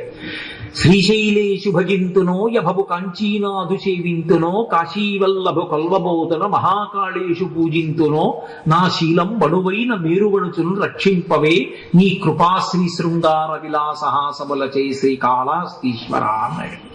అయ్యా నేను ఎక్కడికి వెళ్ళలేకపోయాను శివ అని ఆయనతో చెప్పినా, అయ్యో నాన్న ఎందుకురా బెంగ పెట్టుకుంటావు? అక్కడంతా వెడితే ఎవరితో మాట్లాడాలి? నువ్వు నాతోనేనా? ఇప్పుడు నేను ఇక్కడైనా ఉన్నాను, నాకు వచ్చి పాపం చెప్పేవా నీ కష్టం? చాలురా, అక్కడుంటే అందరూ వెళ్ళి చెప్తే ఏది విన్నానో ఇక్కడ కూర్చొని అదే విన్నాను నీ దగ్గర, చాలా అంటే. అది భోళాశంకరుడు అంటే. మీరు మనసు విప్పి మాట్లాడినప్పుడు స్వీకరించే లక్షణం ఉన్నవాడని గుర్తు. అంతేగాని మీరు వెళ్ళి పొగిడేస్తే పొంగిపోయేవాడు అనుకోకూడదు. అదో పిచ్చి, అలా అనుకోవడం అదో పాపం కూడా. కాబట్టి ఆయన భోళాశంకరుడు. సరసోత్సవాభ్యాం అన్న మాటకు అర్థం ఏంటంటే చిన్ని ఉత్సవంతో అపార ఫలితాన్ని ఇస్తాడు. అందుకే నేను నా ఉపన్యాసాన్ని పూర్తి చేసే కోణంలోకి వస్తున్నాను. సరసోత్సవాభ్యాం అన్నాను కదా, ఎలాగో వాళ్ళిద్దరు అనుగ్రహం ఎలా ఉంటుంది అన్నదానికి ఒక్క ఉత్సవాన్ని మీకు నేను సూచన చేసి విడిచిపెట్టేస్తాను. ఎందుకంటే ఆ ఒక్క మాటను వ్యాఖ్యానం చేయాలంటే కొన్ని నెలలు పడుతుంది. సరసోత్సవాభ్యాం కార్తీక పౌర్ణమి నాడు మనం ఒక పని చేస్తాం, అది చెయ్యాలి. అది మానేసి ఇంకోటి చేయకూడదు, అదే చెయ్యాలి. ఎందుకంటే దానికన్నా ఫలితం ఇచ్చేది ఇంకోటి లేదు. అందుకే నిర్దేశం చేస్తారు, అదే చెయ్యి అని చెప్తారు. కార్తీక పౌర్ణమి నాడు జ్వాలాతోరణము అని ఈశ్వరుడికి ఉత్సవం. ఉత్సవము వేరు, పూజ వేరు. ఉత్సవము అంటే ఏమిటో తెలుసా అండి? మీలో హర్షము ప్రకటనమైతే ఉత్సవం. పూజ చేశాననుకోండి నేను ఒకడినే చేసుకోవచ్చు, దీపం పెట్టాను అనుకోండి నేను ఒకడినే పెట్టచ్చు. ఉత్సవం చేస్తే నేను ఒక్కడినే చేస్తే ఉత్సవం అనరు, 10 మందితో కలిసి చేస్తే ఉత్సవం. పూజ అన్నం తినడం లాంటిది, ఉత్సవం పల్లకి మోయడం లాంటిది. పల్లకి ఒకడే మోసుకుంటూ వెళ్ళిపోడు, పల్లకి మోసేటప్పుడు కనీసం 2 ఉండాలి. అన్నం తినేటప్పుడు నా పక్కన ఎవడు లేడండి నేను ఎలా తింటానని అక్కర్లేదు, నీకు ఆకలి ఇస్తే నువ్వు తినచ్చు. అందుకే పూజ అన్నం తినడం, ఉత్సవం పల్లకి మోయడం, రెండిటికి అంత తేడా ఉంటుంది. ఈశ్వరుడికి ఉత్సవం చేశానంటే నేను కాదు, నాతో పాటు ఇంకా కొంతమంది ఉన్నారని గుర్తు. మేమందరం కలిసి తల పైకెత్తి సంతోషంతో హర్ష ప్రకటనం చేశామని గుర్తు. ఆ హర్షము, ఆ మోదము, ఆ సంతోషము ఏదుందో అది ప్రకటనం చేసినప్పుడు కారణం ఒకటి ఉంది, ఒక సంతోషం ఉంది నాకు అది చేస్తున్నప్పుడు. ఏం చేశాను కార్తీక పౌర్ణమి నాడు? జ్వాలాతోరణోత్సవము చేశాను. ఏమిటి చేసావు జ్వాలాతోరణానికి? వజ్రాలు తెచ్చావా, వైడూర్యాలు తెచ్చావా, బంగారు తీగలు తెచ్చావా? అప్పుడే పండినటువంటి పంట కోతలు కోసినప్పుడు వచ్చిన గడ్డి తీసుకొచ్చి 3 కర్రలు పెడతారు. ఇటు 2 కర్రలు పెట్టి పైన 1 కర్ర పెడతారు. పెట్టి దీని మీద ఆవు నెయ్యి పొయ్యాలి. ఆవు నెయ్యి పోసి కాగడాతో అది వెలిగిస్తారు. వెలిగించినప్పుడు పరమేశ్వరుణ్ణి పట్టుకుంటారు. అది విచిత్రం. మనం కాదు, పరమేశ్వరుణ్ణి పట్టుకుంటారు. ఆయనకి ఇబ్బంది కాదండి, ఆ గడ్డి ముద్ద మీద పడిపోతే ఒప్పుకుంటాడు ఆయన. అలా చెయ్యి, నేను సంతోషిస్తాను. పట్టుకుని 3 మార్లు పరిగెడతారు దాని కింద, శివశివ శివశివ శివశివ. ఎందుకు అంటే ఎవరు అలా పరిగెత్తారో వాళ్ళకి జ్వాలాతోరణ దర్శనాన్ని తీసేస్తారు. ఈ శరీరాన్ని విడిచిపెట్టగానే భైరవయాతన అని ఒకటి ఉంటుంది. భైరవయాతన అంటే భై అని అరుస్తాడు, భౌ అని. భౌ అల్ల రవం చేసేది ఏదో అది కుక్క, అదే భైరవుడు. కుక్క వాహనంగా ఉన్నవాడు. ఆయన తరుగుతాడు, చాలా భయంకరంగా ఉంటుంది. ఆ కుక్క తరిగినప్పుడు పరిగెడతాడు. పరిగెడితే మొట్టమొదటి ఏది కనపడుతుందంటే ఆ చీకట్లో వెళ్ళి వెళ్ళి వెళ్ళి వెళ్ళి వైతరిని దాటాలి.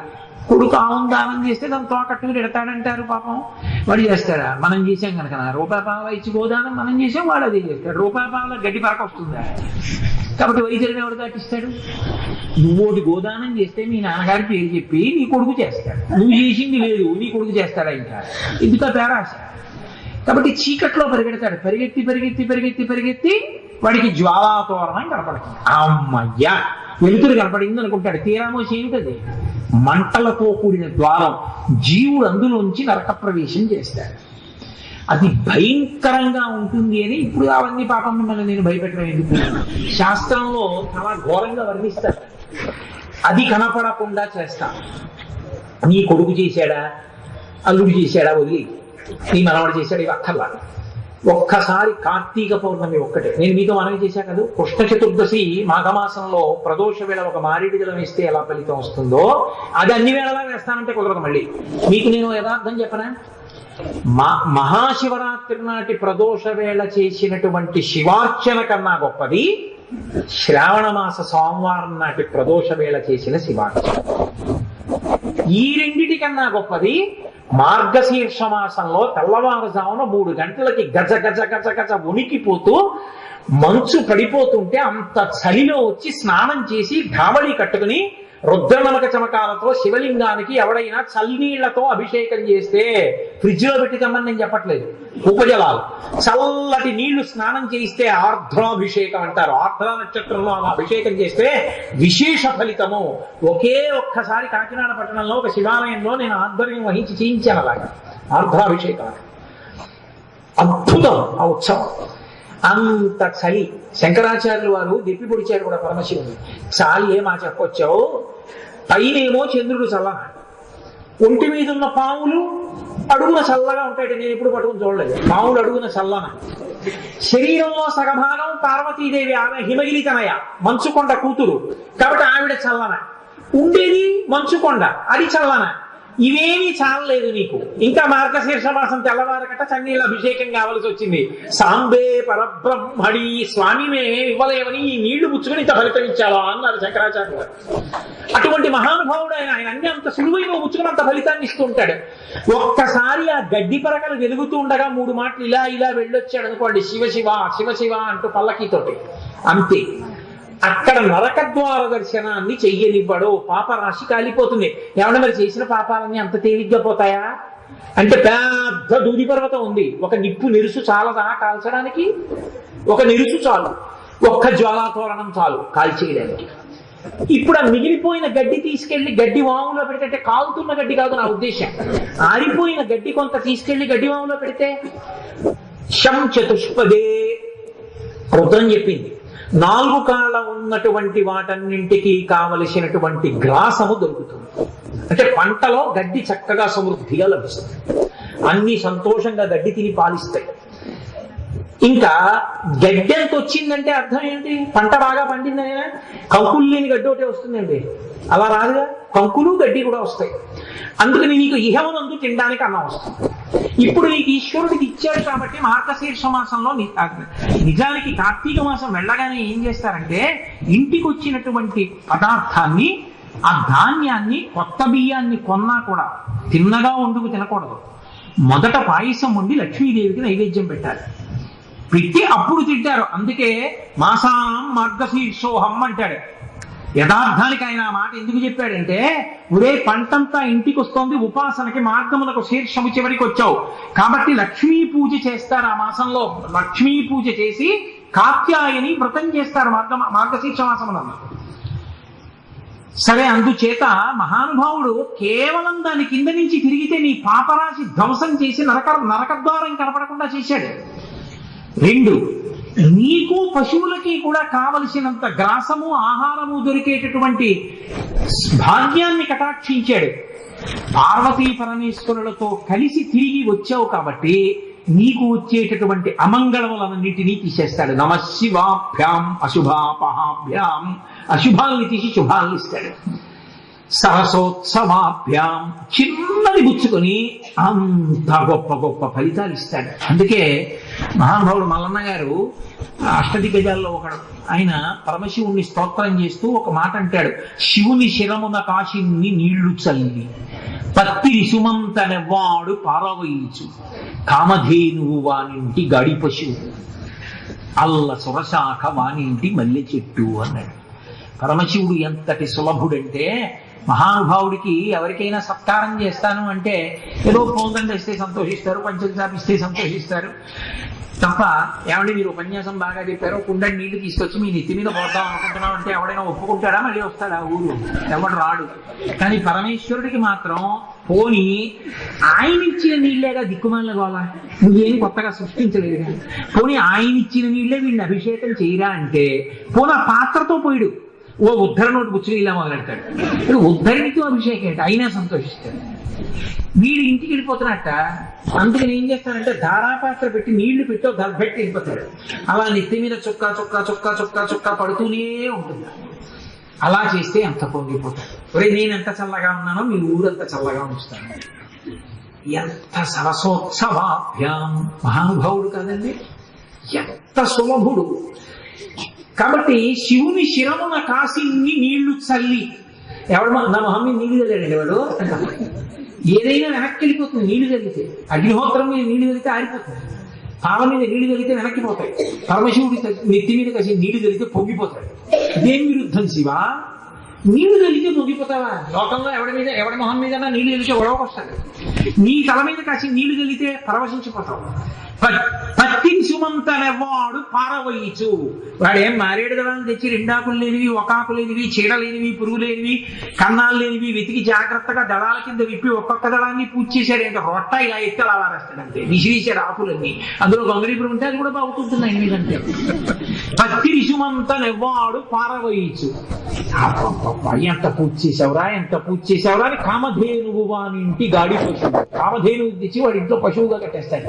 అల్ల సురస ఏకంగా కల్పవృక్షాన్ని తీసుకొచ్చి వాడి ఇంట్లో వెళ్ళిపోతాడు శివుడు. అంతటి సులభుడు. అంటే భక్తితో నిలబడితే ఆయన ఇవ్వలేనిది లేదు, భక్తి మాత్రం ప్రధానం. ఆ భక్తి లేకపోతే ఇవన్నీ అనవసరమే. అందుకే ఒక్క మాట చెప్పిన ఉపన్యాసం పూర్తి చేస్తాను. శంకర భగవత్పాదులు శివానంద లహరి చేస్తూ ఓ మాట అంటారు. కరస్తే హేమాద్ర్యో గిరిశ నికటస్తే ధలపతౌ, శిరస్తే శీతాంశౌ చరణయుగళస్తే అఖిల శుభౌ, గృహస్థే స్వద్భూజామరసురభిచింతామణిగణే, కమర్థం దాస్యేహం భవతు భవదర్థం మమ మనః అంటారు. శంకర, నేను నీకు పట్టుకొచ్చి పోనీ కాస్త బంగారం ఇద్దామంటే, నీకు చేతిలో బంగారు కొండ ఉంది, మేరు పర్వతాన్ని ఆయన విల్లుగా పట్టుకున్నాడు, ఆయనకి నువ్వేం పట్టుకెళ్ళి ఇస్తావు బంగారం? పోనీ శివ బంగారం అంటే ఉంది, కానీ ఓ బంగారం ముక్క పట్టుకెళ్ళి అకస్మాత్తుగా డబ్బు కావలసి వస్తే రాత్రి వేళ ఏటీఎం కార్డు ఉన్నా ఓ 25,000 వస్తుంది, 40,000 వస్తుంది, 10 లక్షలు కావాలంటే ఏటీఎం కార్డు మీద రాదుగా, తెల్లారి బ్యాంకు తెరవాలి మనకి ఉన్నా కూడా డబ్బు. అలాంటిది శివ బంగారం అంతా దగ్గర పెట్టి కూర్చుంటూ నీకు డబ్బులు కావాలంటే ఎక్కడి నుంచి వస్తాయి? అందుకని నీకు ఏమైనా కావాలా అని ఇస్తానని తను పుట్టినప్పటి నుంచి నించున్నట్ట కుబేరుడిలా అలా నించున్నాడయా మహానుభావ. కరస్తే హేమాద్రౌ గిరీష, గిరీష అంటే శివుణ్ణి పిలవడం, నికటస్తే ధనపతవు, నీ పక్కన ఇలా నించున్నాడు ధనపతి కుబేరుడు. ఎప్పుడు పుచ్చుకున్నావా నువ్వు? నీకు అవసరమే లేదు, నువ్వే ఐశ్వర్యాన్ని ఇవ్వగలిగిన వాడివి, నీకు ఒకటి సహాయం చేయడు, కుబేరుడు ఇవ్వలేకపోయాడు, ఆయనకి బలవంతుడి వాళ్ళ. గిరీష నికటస్తే ధనపతవు, ఫోన్లే బంగారం అక్కర్లేదు, డబ్బు అక్కర్లేదు, శివ, నీకు నేను మోక్షం ఇస్తాను, నీకు నేనేదో ఆరోగ్యం ఇస్తానంటావా? శిరస్తే శీతాంశౌ, ఆయన తల మీద చంద్రబింబం ఉంది కాబట్టి ఆయనే అమృతంతో తడుస్తుంటాడు, ఆయనే లోకానికి మోక్షం ఇస్తాడు, ఆయనే కాలాతీతుడు, ఆయనే ఓషధుల్ని ప్రకాశింపజేస్తాడు, ఇంకా ఆయనకి నువ్వేమి ఇస్తావు? కాబట్టి శిరస్తే శీతాంశౌ చరణయుగళస్తే అఖిల శుభౌ.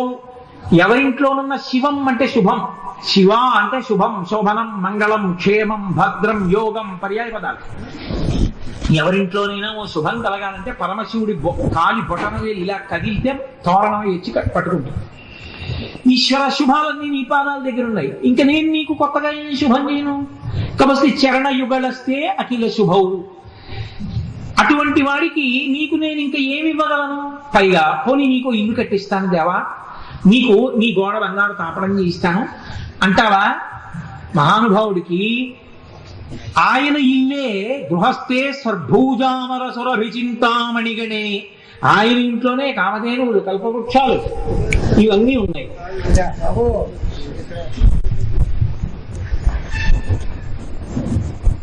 ఏమిటి మీ సమస్య? మీరేమైనా మాట్లాడతారా? మరి అయితే కూర్చోండి వెళ్ళి. శిరస్తే శీతాంశౌ చరణయుగళస్తే అఖిల శుభౌ. ఈశ్వర, శుభములన్నీ మీ పాదముల దగ్గర ఉన్నాయి, ఇంకా నేను మీకేమి ఇవ్వాలి? నేను ఇవ్వడానికి నా దగ్గర ఏం లేదు. పైగా మీకేమైనా ఓ గోడ కడదాం, ఓ ఇల్లు ఇద్దామంటే గృహస్థే స్వర్భూజామరచి సురభి చింతామణిగణి, కామధేనువు, కల్పవృక్షం, చింతామణులు నీ ఇంటనే ఉన్నాయి, నీ ఇంటి గోడలు చింతామణులతో నిర్మింపబడ్డాయి. చింతిస్తే, మనస్సులో చింతిస్తే కోరిక తీరుస్తుంది చింతామణి, వెళ్ళి నోటితో చెప్పుకుంటే పండుగ ఇస్తుంది కల్పవృక్షం, పాలు పితికి తాగితే కోరిక తీరుస్తుంది కామధేనువు. అవన్నీ నీ ఇంట్లోనే ఉన్నాయి. అసలు ఆ మాటకొస్తే చింతామణులకే పెద్ద చింతామణి మా అమ్మవారు. ఆ తల్లి పాణిగ్రాహి, ఆమె చెయ్యి నువ్వు పట్టుకున్నావు, చింతామణి పాణిగ్రాహి. మనం అంటే దిక్కుమాల పేర్లు పెట్టుకుంటాం కానీ బెంగాల్ అంతా మంచి సంస్కృత సమాసాలు పెట్టుకుంటారు. వాళ్ళు పెట్టుకునే పేర్లు వింటే ఎంత అందంగా ఉంటాయో. జగదీశ చంద్ర బోస్, కమలాపతి త్రిపాఠి, లేకపోతే చింతామణి పాణిగ్రాహి, ఎంత చక్కటి సంస్కృత సమాసాలు పెట్టుకుంటారు. అరవిందనాథ చటోపాధ్యాయ, వాళ్ళ పేర్లు వింటుంటే, బెంగాల్ పేర్లు చదువుతుంటే అబ్బా ఏం పేర్లు రా, ఏమి సమాసాలు రా అనిపిస్తుంది. మనకు ఏమీ అక్కర్లేదు, బుస్సు టుస్సు అక్కర్లేని పేర్లన్నీ మనకి. అన్ని విధాల భ్రష్టు పట్టింది ఏది అంటే ఆంధ్రప్రదేశ్. నేను కేరళ వెళ్ళాను, చాలా మర్యాదగా ఉంటుంది. గురువాయూరు అడిగితే చొక్కా ఇప్పని అడగక్కర్లేదు, విప్పే కనపడతారు అందరూ. ద్రవిడ దేశంలోకి వెళితే గుళ్ళో గంట కొట్టడానికి ఎంత ఆలోచించి కొడతారు. నైవేద్యం జరుగుతుంటే తప్ప గంట కొట్టరు అక్కడ, అంత జాగ్రత్తగా ఉంటారు. ఏది వద్దంటామో అవన్నీ చేసేది ఎక్కడ అంటే ఆంధ్రదేశంలో. ఉపన్యాసానికి ముందు ఫోటోలు తీయద్దు అన్నారు అనుకోండి, వేదిక పక్కకు వచ్చి ఫోటోలు తీసేది ఆంధ్రదేశంలో. ఏది వద్దని మీరు చెప్తారో అదే చేస్తారు. కాబట్టి అంత భ్రష్టు పట్టింది ఒక్కటే, ఇక్కడ ఒక్క చోటే. నాకేం ఆ మాట అనడానికి నాకు భయం లేదు, ఉన్న మాట ఉన్నట్టు మాట్లాడతాను చెప్పేటప్పుడు. కాబట్టి ఈశ్వర, నీకు మేమేమి ఇవ్వము. గృహస్థే స్వర్భూజామర సురభి చింతామణిగణి, మీ ఇంట కామధేనువులు ఉన్నాయి, కల్పవృక్షములు ఉన్నాయి, చింతామణులు ఉన్నాయి, సాక్షాత్ పెద్ద చింతామణి అమ్మవారే ఉంది, ఇంకా నేనేమి ఇవ్వను అని శంకరులు అన్నారు. నా దగ్గర ఒక్కటి ఉందని ఇచ్చేస్తాను. ఏమిటో తెలుసా? కమర్థం దాస్యేహం భవతు భవదర్థం మమ మనః, నా మనసు నీకు ఇచ్చేస్తానన్నారు. అంటే నా మనసు నీకు ఇచ్చేస్తానంటే దాని అర్థం ఈశ్వర నీ పాదముల యందు భక్తితో ఉంటాడు. ఆ భక్తి ఒక్కటి ఉన్నదా ఆయన భోళాశంకరుడు. మీరు ఏం చేసినా దాన్ని ద్విగుణీకృతం చేసి ఎంత చేసావురా అంటాడు. అదొక్కటి లేకుండా మీరు ఎన్ని చెయ్యండి, నువ్వు కొత్తగా తెచ్చింది ఏమిట్రా, నేను ఇందులో చేసింది, నేను ఇచ్చింది తప్ప అంటాడు. ఓ మారేడు గలం మీరు కొత్తగా సృష్టించారా? అరటిపండు మీరు సృష్టించారా? మిమ్మల్ని మీరు సృష్టించుకున్నారా? చర్మము, రక్తము, మాంసము, కొవ్వు, అస్థి, శుక్ల, మేధ 7 ధాతువులు ఈశ్వరుడు సమకూర్చి దీన్ని తయారు చేశాడు. ఈశ్వరుడు దీన్ని పెంచాడు, ఈశ్వరుడు దీన్ని తగ్గిస్తాడు, ఈశ్వరుడు దీన్ని పడగొడతాడు. నువ్వు కొత్తగా నాకేం తెచ్చావంటాడు ఈశ్వరుడు. అందుకే ఈశ్వర మీరు లేనిది ఏముంది అని భక్తితో ఎవడు నిలబడ్డాడో వాడు ఏమీ చెయ్యక్కర్లేదు. అదే శంకరులు అంటారు సకృన్నత్వానత్వా. ఈ భక్తితో నిలబడిన వాళ్ళకి ఏదైనా ఇవ్వగలిగినది ఎవరో వాళ్లే ఉమారామలింగేశ్వరులు. అటువంటి ఉమారామలింగేశ్వర క్షేత్రమనందు కూర్చుని స్వర్ణోత్సవ శుభ సందర్భ వేళ మాఘమాస కృష్ణపక్ష తిథిలో నిన్నటి రోజున మహాశివరాత్రి పర్వదినం గడిచినటువంటి మర్నాటి ప్రదోష వేళలో ఇటువంటి అద్భుతమైనటువంటి పరమేశ్వరాలయంలో కూర్చుని మీ వంటి ఇంతమంది భక్తుల సమక్షంలో 4 మాటలు మాట్లాడాలంటే ఆయన అనుగ్రహం, ఆ తల్లి అనుగ్రహం లేకుండా జరిగే పనే. కాబట్టి ఎక్కడో తిరుగుతూ కూర్చున్నటువంటి నన్ను తీసుకొచ్చి నా చేత ఈ 4 మంచి మాటలు చెప్పించినటువంటి మా అక్కగారి పాదాలకి నమస్కరిస్తూ మీ అందరికీ నా కృతజ్ఞతలు ఆవిష్కరిస్తూ, మీరు సర్వతోముఖాభివృద్ధిగా మీరు మీ ఊరు చక్కగా వృద్ధిలోకి రావాలని, ఈ దేవాలయం దినదిన ప్రవర్ధమానమై గొప్ప క్షేత్రంగా ప్రకాశించాలని, ఒకానొక నాడు మీరు పిలవకుండా ఏమండి మళ్ళీ ఎప్పుడొచ్చి ఉపన్యాసం చెప్పనని అడగవలసినంత కోరిక నాకు పుట్టాలని, అంత వైభవాన్ని ఈ దేవాలయం సంతరించుకోవాలని పరమేశ్వర పాదములను పట్టి నమస్కరిస్తూ, నాకు ఈ అవకాశం ఇచ్చిన మీ అందరికీ కృతజ్ఞతాభివందనములను ఆవిష్కరిస్తూ స్వస్తి.